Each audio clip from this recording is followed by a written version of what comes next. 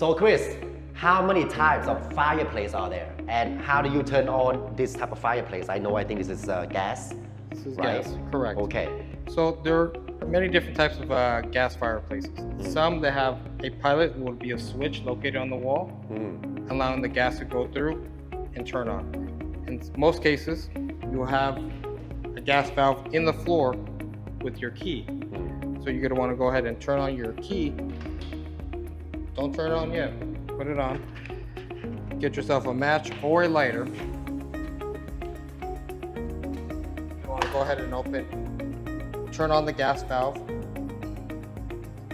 Okay, give it a quarter turn. Nice.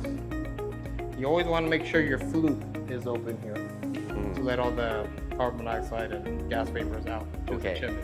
And all other fireplaces, they are pretty straightforward, right? Correct. Wood is pretty much throw the wood in there, just light it up. Yep. If it's electric type, it's a button there, just press it. Correct. Okay. And to turn it off, you will simply just turn off your gas valve.